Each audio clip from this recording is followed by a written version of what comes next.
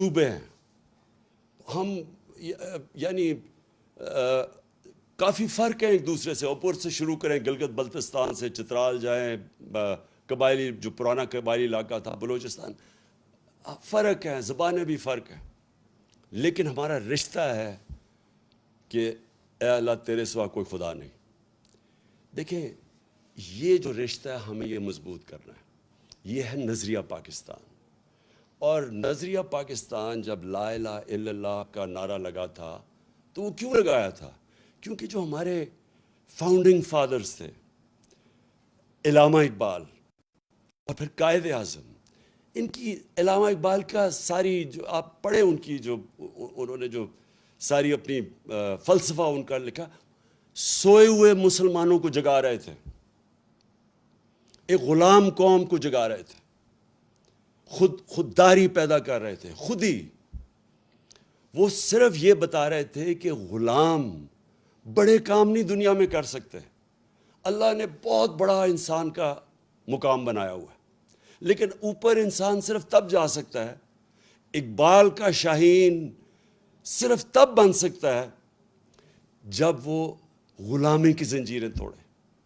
اور غلامی ایک تو یہ کہ جسمانی غلامی یعنی جو انگریز کی غلامی تھی، اور پھر قائد اعظم نے پاکستان کے جب کیس لڑا تو انہوں نے کہا کہ انگریز کی غلامی کے بعد ہم ہندو کی غلامی نہیں کرنا چاہتے، ہم آزاد قوم رہنا چاہتے.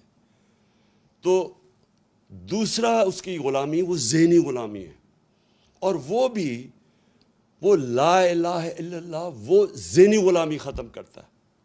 جو سب سے بڑی زنجیر ہمیں ہماری پرواز کو روکتی ہے وہ خوف کی زنجیر ہے. جو انہوں نے 25 مئی کو ہمارے اوپر جو خوف طاری کرنے کی کوشش کی تاکہ ہم سارے چپ کر کے بیٹھ جائیں گے، یہ سب سے بری زنجیر ہوتی ہے. انسان ڈر کے غلامی بھی قبول کر لیتا ہے. خوف اس کی کیا ہوتا ہے کہ میں مر نہ جاؤں، کہ مجھے مار نہ دیں.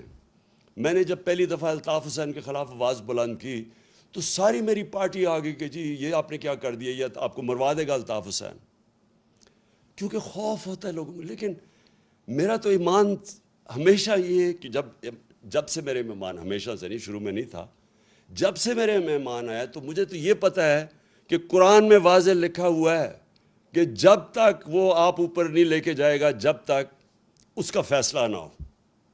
تو یہ انسان کو آزاد کرنے کے لیے اللہ نے اپنے ہاتھ میں رکھی ہوئے زندگی موت. پھر دوسرا خوف، میری رسک نہ چلی جائے. اب یہ جن لوگوں نے 25 مئی کو یہ جو پولیس والے اور رینجروں نے جو ربر بلٹس اور شیلنگ کی تھی عورتیں بچوں کے اوپر، ان کو پتہ تھا یہ غلط کر رہے ہیں. ان کا ضمیر تو بتا رہا ہوگا ان کو غلط ہے، لیکن ڈر رہے ہوں گے کہ ہماری نوکری نہ چلی جائے.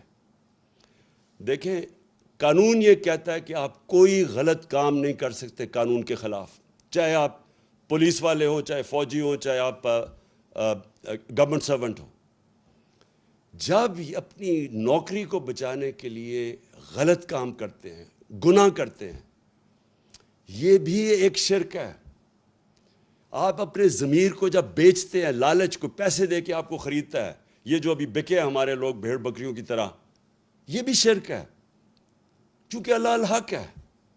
اور یہ جو خوف ہے ہمارا کہ جی مجھے کوئی ذلیل نہ کر دے، جتنی میرے خلاف کیریکٹر اسیسینیشن کی کیمپین چلائی گئی ہیں، جتنے پچھلے 26 سال میں انہوں نے میرے اوپر کیا کیا کیمپینز نہیں چلائیں، لیکن ذلیل نہیں کر سکتے کیونکہ اوپر والے کے فیصلے کے بعد ذلت نہیں آتی. اور انہوں نے اتنا پیسہ خرچ کیا اپنے اوپر، آپ کے عوام کے ٹیکس کے پیسوں سے اپنے اشتہارات دیے، عزت نہیں ملی ان کو کیونکہ اوپر والے کے ہاتھ میں عزت ہے. اللہ جب آپ لا الہ الا اللہ کا دعویٰ کرتے ہیں تو اللہ آپ کو آزاد کر دیتا ہے کہ ایک سجدہ جس کو تو گراں سمجھتا ہے دیتا ہے لاکھوں سجدوں سے نجات. جب آپ ایک اللہ کے سامنے سجدہ کرتے ہیں آپ آزاد ہو جاتے ہیں. لا الہ الا اللہ انسان کو غیرت دیتا ہے، کیونکہ جب آپ سوائے اللہ کے کسی کے سامنے نہیں جھکتے تو لوگ آپ کی عزت کرتے ہیں.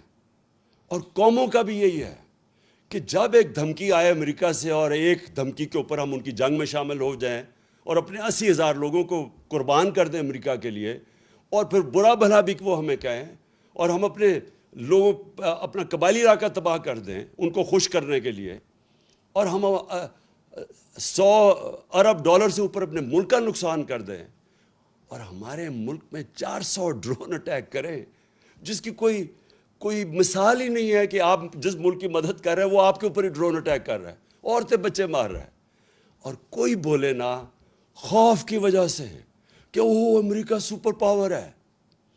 یہ ہے شرک, میری نظر میں یہ شرک ہے. میں جب یہ جنگ چل رہی تھی میں مسلسل کہتا رہا کہ یہ غلط ہے. مجھے کہہ رہے تھے طالبان خان ہے اور ہر قسم کی میرے اوپر, بلکہ یہ اخباروں میں پڑھے مجھے انہوں نے کیا کیا کہا کہ دہشت گرد ہے اور یہ اور وہ ہے. دیکھیں میں اپنی قوم کو سب کو کہنا چاہتا ہوں, ہم نے اپنے آپ کو ذلیل کیا ہے یہ شرک کر کے. آپ ریمنڈ ڈیوس مزنگ کے اندر دن دہاڑے 2 پاکستانیوں کو 19 اور 20 سال کے لڑکوں کو گولی مار دیتا ہے. اس کی بیوی خودکشی کر لیتی ہے کہ مجھے یہ انصاف نہیں ملے گا کیونکہ امریکن نے گولی ماری ہے. آپ کو پتہ ہے کہ پاکستان کے انصاف کے نظام نے کیا کیا؟ اس کو پکڑ کے امریکنز کو واپس کر دیا اور وہ کھلا پھرا تھا. کیا پاکستانی وہاں یہ کرے تو کیا وہ معاف کریں گے؟ ہمارے ایمل کانسی نے امریکہ کے اندر 2-3 لوگ قتل کر دیے اور وہ پاکستان آ گیا. انہوں نے پاکستان آ کے ہمارے قانون کے یعنی ہماری عدالتوں کے بغیر یہاں سے آ کے اغوا کر کے لے گئے اور ہم نے ان کی مدد کی اغوا کرنے کے لیے. اور امریکہ کے اندر جج پوچھتا ہے کہ آپ نے پاکستان سے اس کو اٹھا کے لے آئے, کیسے آئے؟ تو اس کا وکیل کہتا ہے کہ پاکستان ڈالر کے لیے اپنی ماں کو بھی بیچتے ہیں. یہ ہم نے ذلت اٹھائی ہے, یہ ہمارا قصور ہے, یہ امریکہ کا قصور نہیں ہے, کیونکہ ہم یہ خوف کے بت کی پوجا کرتے ہیں. میں کبھی یہ نہیں کہوں گا کہ ہم کسی قوم کی دشمنی لیں, میں یہ کبھی نہیں کہوں گا کہ ہم امریکہ کے ساتھ اپنے تعلقات بگاڑ دیں. ہمیں اچھے تعلقات ہمیشہ رکھنے چاہیے امریکہ سے. سب سے زیادہ ایکسپورٹ کرتے ہیں ہم امریکہ کو. ہماری جو سب سے طاقتور کمیونٹی ہے پاکستانی, وہ امریکن پاکستانی کمیونٹی ہے. لیکن غلامی, اس سے بہتر ہے انسان مر جائے کہ اگر آپ نے غلامی کرنی ہے. میں تو غلامی سے بہتر ہے کہ آپ کو مر جانا چاہیے. دیکھیں ہمیں خوددار قوم بن کے رہنا ہے. ہمارے بڑوں نے جہاد کی تھی, جدوجہد کی تھی پاکستان کے لیے, اس لیے نہیں کی تھی کہ آج ہم ایسے بیکاریوں کی طرح پھریں کسی کے سامنے اور جھکیں کسی کے سامنے. تو میں آپ اپنی قوم کو یہ صرف کہنا چاہتا ہوں, دیکھیں لا الہ الا اللہ کو سمجھیں, یہ ہماری قوم کو غیرت دے گا. ہم اپنے پیر پہ کھڑا ہونا سیکھیں.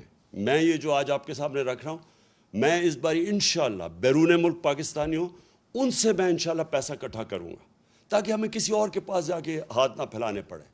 اور میں آپ کو ایک بات بتا دوں کہ ایک دفعہ ہم اپنے پیر پہ کھڑے ہو گئے اور سیدھے راستے پہ لگ گئے, ہم نے اپنے ملک میں یہ عدالتی نظام, قانون کا نظام ٹھیک کر دیا. یہ طاقتور ڈاکوؤں کو قانون کے نیچے لے آئے, مافیاز کو قانون کے نیچے لے آئے, اور اپنی عام لوگوں کی ہمارے میں احساس ہونا چاہیے کہ ان کو ہم اوپر اٹھائیں مشکل وقت میں. میں آج آپ کو کہہ رہا ہوں کہ یہ ملک, آپ کو کسی کو نہیں اندازہ کہ جتنی نعمتیں اللہ نے ہمیں بخشی ہیں, یہ کتنی تیزی سے ہمارا ملک اوپر جائے گا. میں آج آپ سب کا پھر سے آنے کا شکریہ ادا کرتا ہوں.